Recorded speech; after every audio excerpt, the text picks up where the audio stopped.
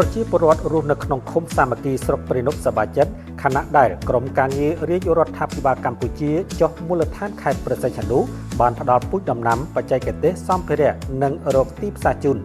លោកជឿសេងមេឃុំសាមគ្គីបានលើកឡើងថាប្រជាពលរដ្ឋរស់នៅក្នុងមូលដ្ឋានរបស់លោកមានការសប្បាយចិត្តដោយបច្ចុប្បន្នក្រមការងាររាជរដ្ឋាភិបាលកម្ពុជាចុះមូលដ្ឋានខេត្តព្រះសីហនុបានជំរុញគាំទ្រនិងផ្ដល់ពូជដំណាំបច្ចេកទេសសម្ភារៈនិងរកទីផ្សារជូនពួកគាត់បាទក្នុងនាមខ្ញុំដែលជា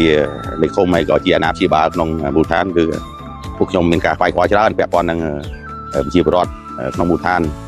ឱកាសពេលនេះគឺជារឿងដែលល្អបំផុតបាទជាល្អបំផុតដែលបានក្រុមការងាររាជរដ្ឋាភិបាលក៏តែងតែជំរុញការដាំដុះដើម្បីបង្កើនសេដ្ឋកិច្ចឲ្យបងប្អូនប្រជាពលរដ្ឋយើងឲ្យវាមានជីវភាពទូទៅជៀសវាងការចំណាក់ស្រុកអញ្ចឹងលោកខំប្រឹងប្រែងដល់ថ្ងៃហ្នឹងគឺតែដល់ទាំងបច្ចេកទេសដល់ទាំងសម្ភារៈគ្រប់យ៉ាងដល់ទាំងគ្រាប់ពូជឲ្យប្រជាពលរដ្ឋធ្វើម៉េចឲ្យជំរុញគាត់ការដាំដុះគាត់សំខាន់ហ្នឹងត្រូវរកទីផ្សារគាត់អញ្ចឹងរាល់ថ្ងៃនេះដូចជាទីផ្សារគឺយើងអាចដំណើរការល្អហើយលោកអ៊ុំសេងហួតជាប្រជាពលរដ្ឋរស់នៅក្នុងភូមិបឹងរាំងឃុំសាមគ្គីស្រុកព្រៃនប់ខេត្តព្រះសីហនុធ្លាប់ចំណាក់ស្រុកទៅធ្វើការនៅប្រទេសថៃអស់រយៈពេល3ឆ្នាំពេលនេះគាត់បានត្រឡប់មកស្រុកកំណើតវិញហើយចាប់ផ្ដើមបង្កើតមុខរបរដាំបន្លែធម្មជាតិដើម្បីលើកស្ទួយសេដ្ឋកិច្ចគ្រួសារខ្ញុំបាទឈ្មោះអ៊ុំសេងហួតជាពលករមកពីប្រទេសថៃខ្ញុំធ្វើការនៅប្រទេសថៃរយៈពេល3ឆ្នាំតែបច្ចុប្បន្នខ្ញុំបានត្រឡប់មកភូមិកំណើតខ្ញុំវិញភូមិបឹងរាំងភូមិសាមគ្គីស្រុកព្រៃនប់ឥឡូវខ្ញុំចាប់មុខរបរដាំបន្លែសុវត្ថិភាពបន្លែចម្រុះនិយាយរួមបានការគ្រប់គ្រងពីខាងទីកសិកម្មខេត្តឥឡូវនេះវាធ្វើឲ្យជីវភាពខ្ញុំផ្លាស់ប្ដូរច្រើនជាងការទៅធ្វើការនៅប្រទេសថៃលោកអ៊ុំសេងហួតបន្ថែមថាការចាប់ផ្ដើមដាំបន្លែសុវត្ថិភាពចម្រុះនេះដោយមានការគាំទ្រពីមន្ទីរកសិកម្មខេត្តព្រះសីហនុបានធ្វើឲ្យជីវភាពរបស់គាត់មានការផ្លាស់ប្ដូរច្រើនជាងទៅធ្វើការនៅប្រទេសថៃព្រោះមានទីផ្សារល្អដោយក្រុមការងាររាជរដ្ឋាភិបាលក៏ដូចជាមន្ទីរកសិកម្មខេត្តព្រះសីហនុបានផ្ដល់ទាំងបច្ចេកទេសពូជដំណាំនិងប្រមូលទិញចំពោះកសិផលដែលផលិតបានបើយើងនិយាយពីទីផ្សារខាងក្រៅក៏ល្អជាពិសេសខាងលោកមេឃុំផ្ទះលោកមេឃុំគឺគាត់ទទួលទិញបន្លែពីកសិករដែលដាំបាននៅខាងភូមិសាមគ្គីនិងភូមិបឹងរាំងរបស់ខ្ញុំហ្នឹង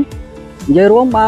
ទីផ្សារយើងចង់យកទៅលោកខាងក្រៅក៏បានលោកខាងក្នុងភូមិហ្នឹងក៏បានដែរឲ្យតែយើងដាំបានតែខ្លាចតែយើងដាំអត់បានទេថ្ងៃហ្នឹងបញ្ហាជាងគេគឺយើងផលិតអត់ទាន់តម្រូវគ្រប់ទីផ្សារពួកខ្ញុំត្រឡប់មកវិញហ្នឹងខ្ញុំចងជាក្រុមរៀបចំដាំនឹងពង្រីកឲ្យបានកាន់តែខ្ពស់ដើម្បីផ្គត់ផ្គង់ទីផ្សារកាត់បន្ថយការនាំចូលពីប្រទេសជិតខាងយើងជាចុងក្រោយខ្ញុំបាទសូមអរគុណទៅដល់ក្រុមការងាររបស់រាជរដ្ឋាភិបាលដែលលោកបានជួយទាំងបច្ចេកទេសទាំងទីផ្សារ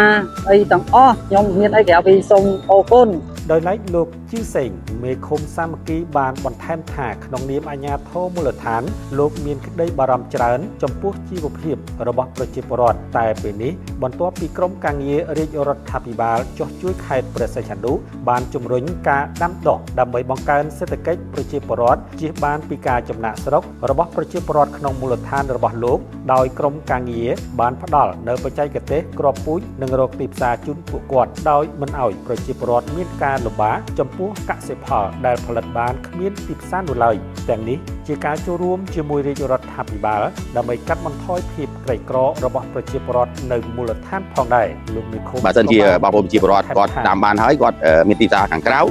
មានតម្លៃខ្ពស់គាត់អាចលក់បានបាទតាមសេរីហើយបើសិនជាអត់មានទេគឺក្រុមការងារមានបើកទីផ្សារគាត់ដើម្បីចាំប្រមូលទិញរាល់ថ្ងៃអត់ឲ្យបងប្អូនពិបាកក្នុងការដើរលក់អីដូចពីមុនដើរជូនកញ្ជើជូនអីតាមលក់ពីមុនទេឥឡូវយើងគាត់ឲ្យគាត់ដាំបានគាត់ទៅគឺថាគាត់យកថាការមួយភ្លាមអញ្ចឹងគាត់មានចិត្តនឹងដាំហើយខ្ញុំជឿថាឆ្នាំក្រោយៗនឹងដាំកាន់តែច្រើនការដាំដុះនេះគឺកាន់តែច្រើនដោយសារគាត់មានសង្ឃឹមឬទីផ្សារតែម្ដងបាទ